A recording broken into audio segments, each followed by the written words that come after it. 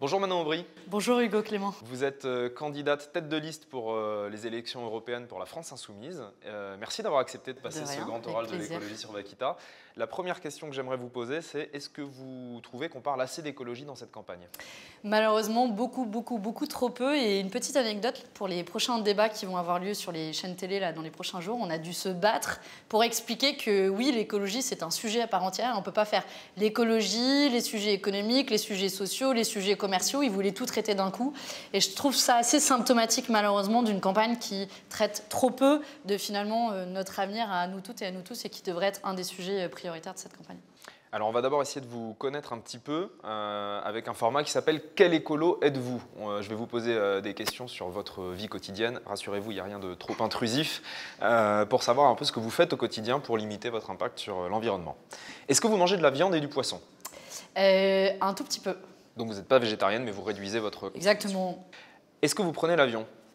Je l'ai pris pour aller aux Antilles, faire campagne, mais mis à part ça, non. Est-ce que vous avez une voiture? Non. Je me déplace. Je suis venue en vélo ici à Vaquita. Est-ce que vous triez vos déchets? Oui. Est-ce que vous avez un compost à la maison? Oui. Est-ce que vous mangez des légumes de saison? Oui. Citez-moi un légume de saison par exemple en ce moment. Franchement, Le concombre. j'aime pas les concombres. Ah bon? Ouais. Non, pour le coup, j'aime vraiment pas ça. En fait, je le digère pas. Si On saura tout sur la digestion de Manon Aubry.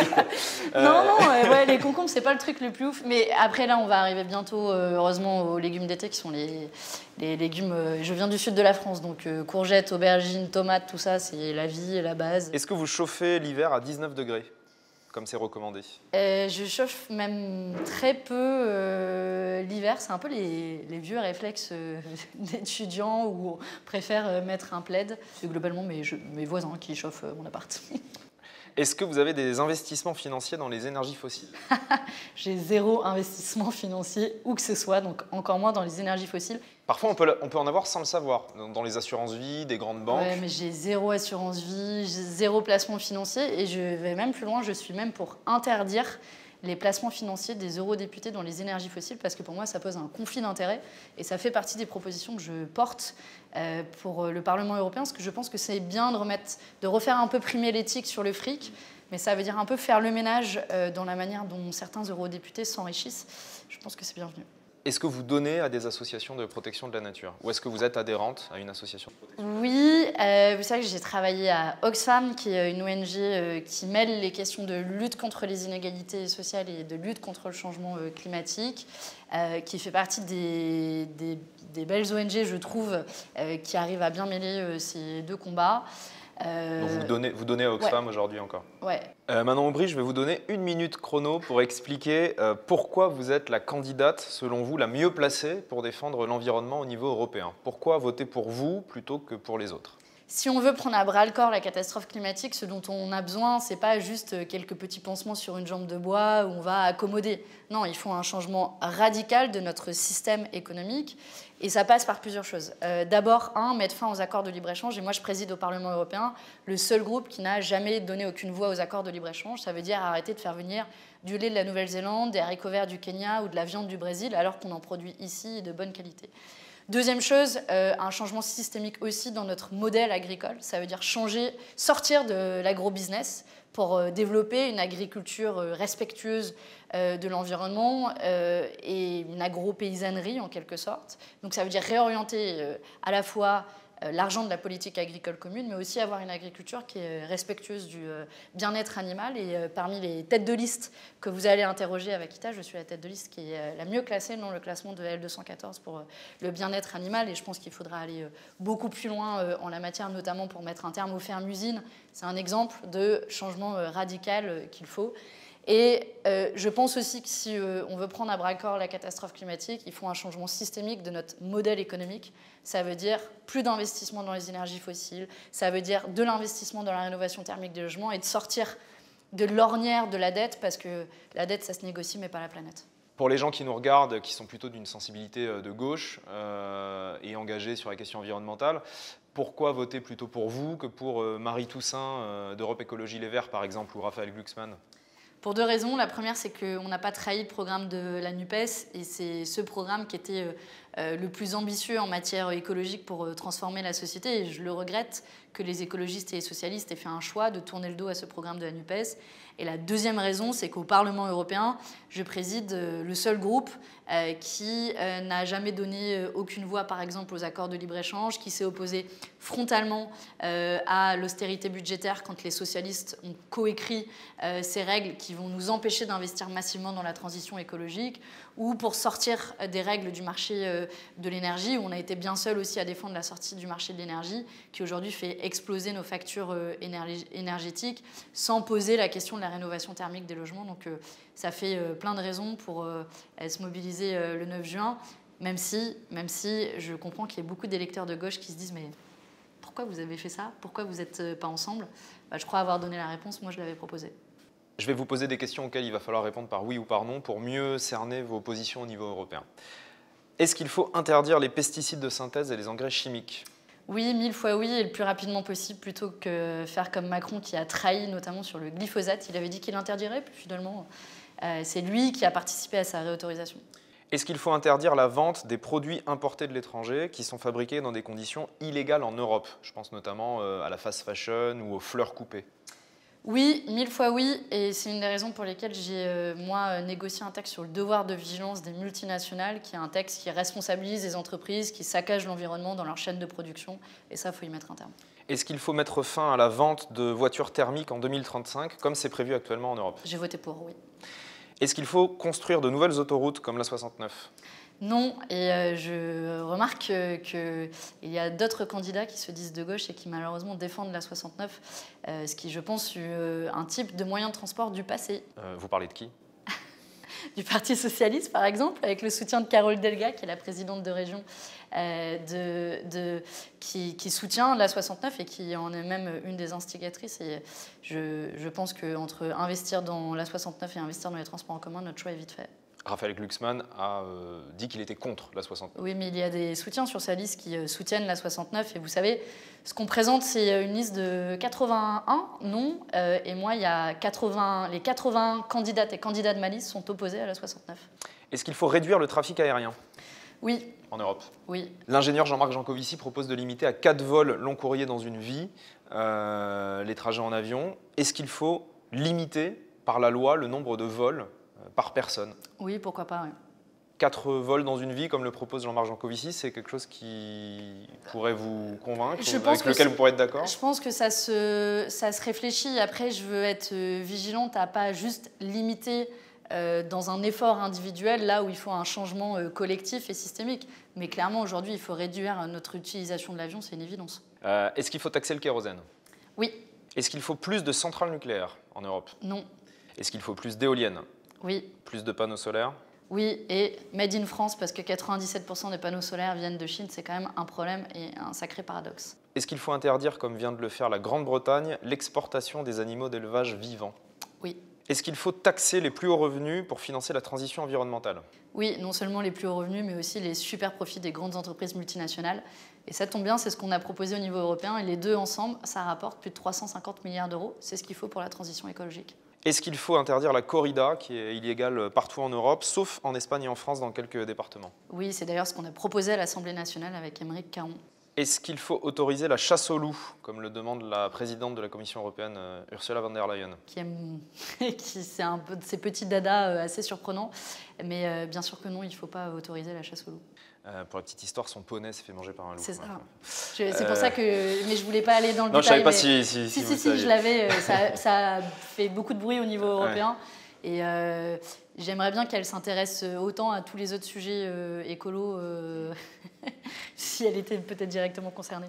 Est-ce qu'il faut autoriser les chalutiers étrangers, les bateaux de pêche étrangers, à pêcher dans les zones marines protégées françaises? Non, et ça fait partie des amendements qu'on a déposés au niveau européen et qui n'ont pas été adoptés malheureusement.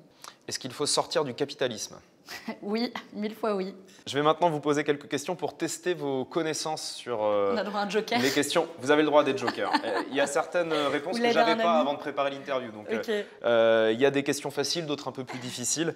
C'est pour avoir un peu une idée de vos connaissances au niveau européen et environnemental. Est-ce que vous savez, Manon Aubry, combien il faut d'éoliennes pour remplacer une seule centrale nucléaire? Non, évidemment pas précisément. En gros, un ordre d'idée. Je sais pas, quelques centaines c'est sûr, mais je ne saurais pas combien exactement. 1428 voilà. Précisément, donc il faut beaucoup d'éoliennes pour... Alors, 1428 éoliennes de 2 MW ce que j'allais dire, pour offshore, remplacer un réacteur nucléaire de 900 MW. Voilà. Onshore, ça ne produit pas tout à fait... Là, on parle des éoliennes terrestres. Ok, donc onshore. Ouais. Est-ce que vous connaissez le pourcentage d'insectes volants qui a disparu en Europe ces 30 dernières années? 70, je crois. Pas loin, 80. Ouais, 80. On sait qu'une des raisons principales de la disparition des insectes, c'est les pesticides, notamment le glyphosate, qui n'est pas un insecticide, qui est un herbicide, mais qui a des impacts sur les insectes.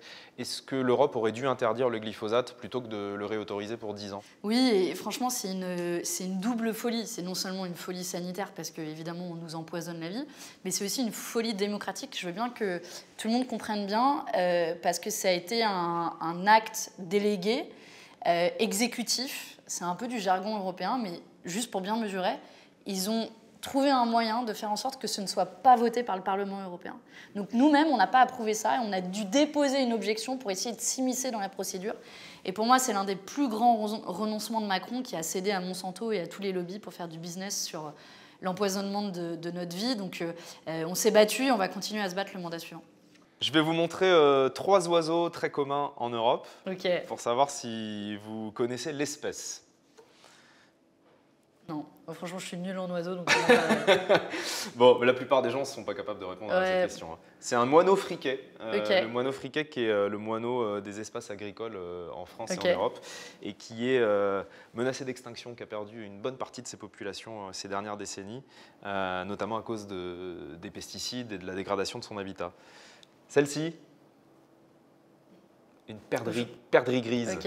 Une question au cœur du Green Deal, du Pacte vert européen. Est-ce que vous connaissez le pourcentage de sols européens qui sont en bon état en Europe aujourd'hui? Alors, on en a beaucoup discuté au moment de la loi sur la restauration de la nature. De mémoire, c'est 20%, un truc comme ça? Pas loin, 30%. Ouais, c'est ça. Ce qui veut dire que 70% des sols européens sont dégradés, placés en mauvaise santé. Ouais. Et c'est précisément pour ça qu'on s'est battu sur la loi sur la restauration de la nature, qui est une loi qui a fait pas mal parler il y a 6 mois, 1 an, je dirais. Et malheureusement, la droite et l'extrême droite, ensemble, puisque vous allez avoir Bellamy à interroger, se sont alliés pour essayer de diminuer les objectifs. Et on a quand même gagné, mais sur des objectifs quand même un peu diminués en matière de restauration de la nature, des sols, des cours d'eau, et c'est essentiel pour la biodiversité. Quel est le pays d'Europe qui émet le plus de gaz à effet de serre par habitant? Par habitant, Pologne? Non, le Luxembourg. Ah, ok. 17,6 tonnes d'équivalent CO2 par habitant. En deuxième, on a l'Irlande, 12,6 tonnes par habitant. Et en troisième, la République tchèque, 11,4 tonnes par habitant. C'est bien par habitant et pas en valeur absolue. Et le Pologne fait partie des pays les plus grands et avec le plus d'habitants. Et le pays d'Europe qui en émet le moins, selon vous? C'est pas facile, la réponse n'est pas facile. Donc c'est pas Finlande-Suède, sinon on y aurait tous pensé. La Suède est numéro 2. Ouais. Sur la première marche du podium, c'est pas la Suède. C'est Malte, avec 4,6 tonnes par habitant. Ouais. C'est Malte.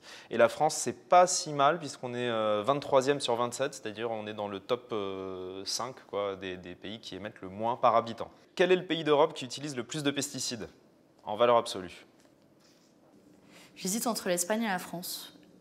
L'Espagne? C'est l'Espagne. Ouais, bonne réponse. Mais on doit être deuxième, je pense. On est effectivement deuxième. Ouais, c'est ça. L'Espagne est en tête, la France est deuxième et en troisième, on a l'Italie. Ouais, c'est ce que j'allais dire. Après, c'est l'Italie, c'est sûr. Bon, bah, pas mal. Ouais. Pas mal le résultat. Je vais vous montrer des photos de personnalités et je vais vous demander un mot ou une phrase pour décrire cette personne. On commence par Emmanuel Macron.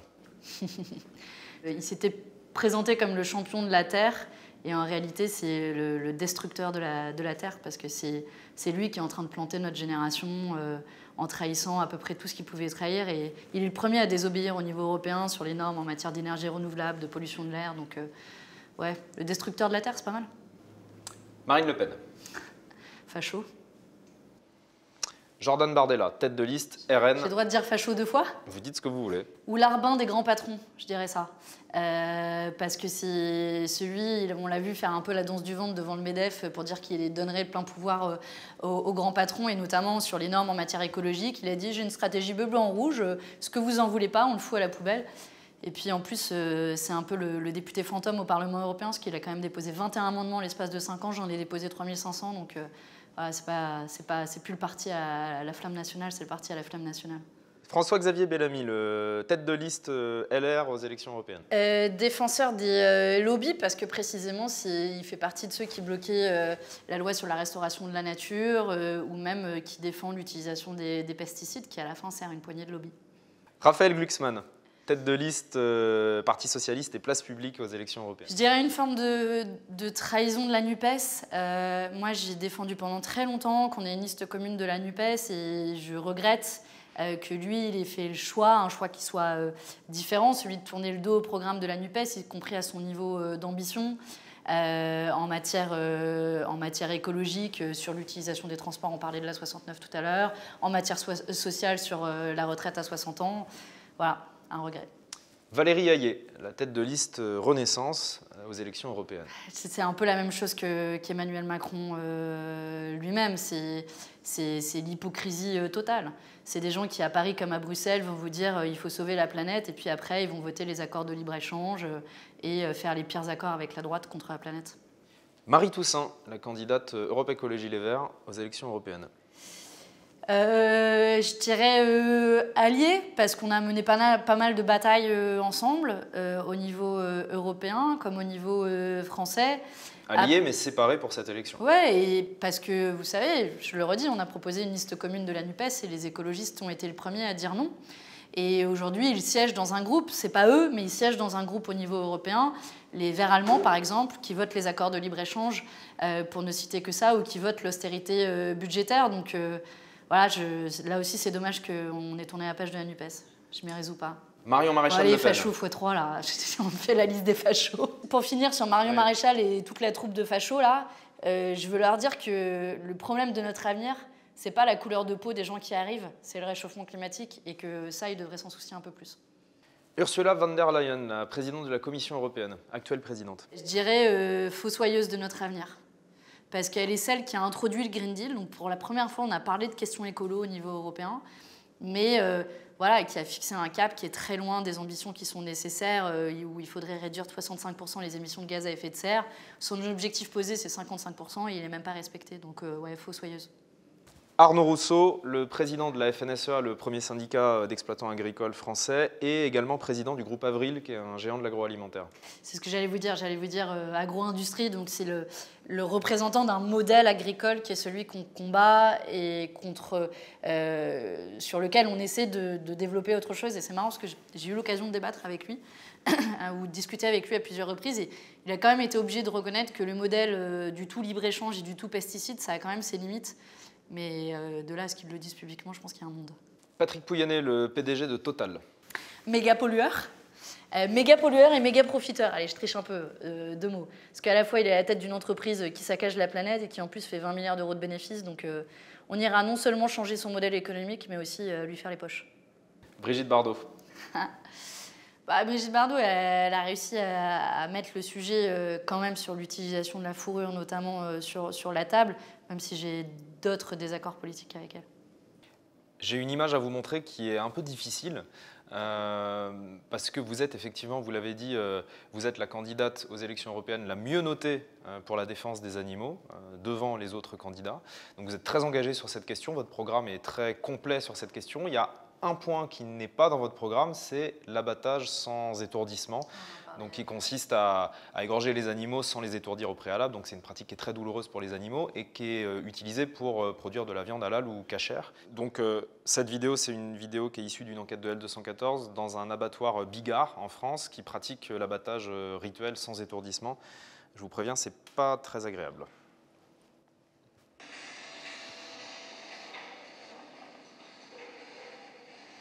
Donc là, on voit les vaches qui sont égorgées sans être étourdies et qui sont encore vivantes, donc qui agonisent parfois plusieurs minutes en pleine conscience. Est-ce que c'est acceptable, ça, encore, en France et en Europe, aujourd'hui, en 2024 ? Mais la question des abattoirs, elle est globale, hein.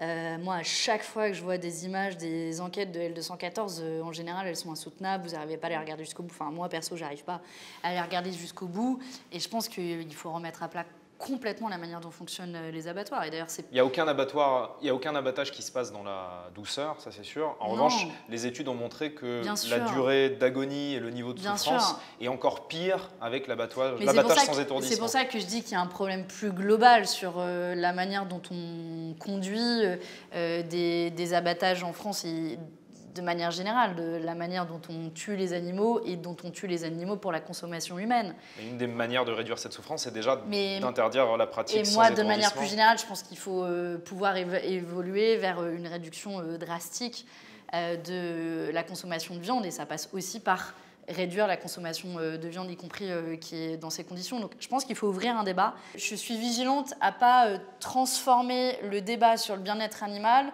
dans un débat qui oppose des communautés religieuses, et on voit le contexte très tendu dans lequel on est à l'heure actuelle, qui peut nous faire prendre une pente qui est extrêmement dangereuse. Donc on essaie de poser le débat sur le bien-être animal de manière générale, sur la réduction de l'utilisation de la viande, sur les conditions d'abattage. Et je sais qu'il y a un certain nombre de centres qui font de l'abattage de manière rituelle, qui réfléchissent aussi à la manière dont ils peuvent faire évoluer leurs pratiques.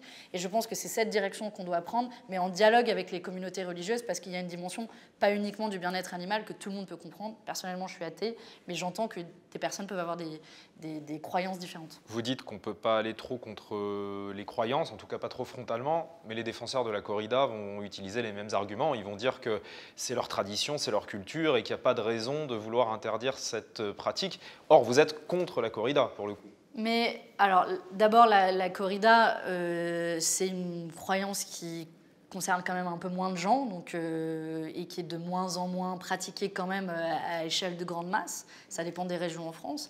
Mais là aussi, on ne dit pas que ça se fait de manière brutale contre les gens, et que moi, je suis une promotrice, ouais, c'est comme ça qu'on dit, défenseur, ouais, de manière générale du dialogue. Et je pense que la question du bien-être animal est une question qui s'entend et qui devrait même dépasser les clivages politiques. En réalité, quand on parle de ce sujet, on devrait pouvoir s'entendre tous sur un minimum d'objectifs.